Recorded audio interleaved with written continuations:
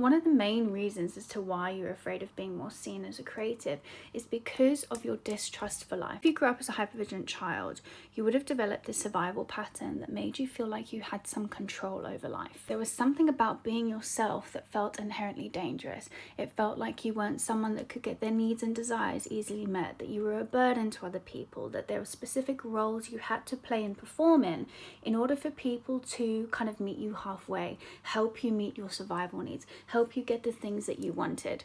So people pleasing is also an extension of this. Let's wrap that into hypervigilance. It's just this over awareness, this over controlling pattern of working out, okay, how do I need to control this person through the way that I present myself to them? How do I get them to like me, value me, approve of me, so that they'll help me get my needs and desires met? It's this kind of control and paranoia that being yourself is somehow inconsistent to getting your needs and your desires met. Now, when it comes to being more seen as a creative, actually sharing that body of work, sharing your ideas more boldly, sharing your voice, the things that only you can create, what often happens is this need to control life, this need to work out who exactly the room needs you to be, kicks into overdrive. This is why you have these incredible ideas and then immediately pass it through the filter of, but how do people need me to create this thing in order for me to get my needs met? How do I need to present myself so that that person sees me as valuable, so that I can feel like I was right to take up space? The way you have learned to survive and interact with other people and be seen to an extent is to control every aspect of how you are being perceived. Now, you can't do that on the internet. You can't physically control the room like you were used to doing, which allowed you to feel safe to take up space and be seen.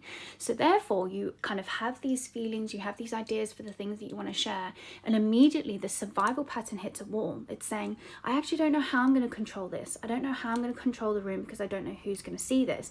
Okay, I know what I'll do. I'll add on every single context I could think of. I will speak to absolutely every single person. I will also look around me to other successful people who are clearly impressing a room and be more like them in order to get to the same result. And now, before you realize it, you're doing this start stop kind of energy. You're getting the excitement, you're feeling the enthusiasm, you know exactly what it is that you want to create, and then stopping because the survival pattern no longer works. The irony is this isn't about finding a new pattern to feel in control of life. It is about addressing the underlying fears that tell you unless you control life, you will not be safe to be here, supported, loved, be able to receive the things or create the things that you want to create.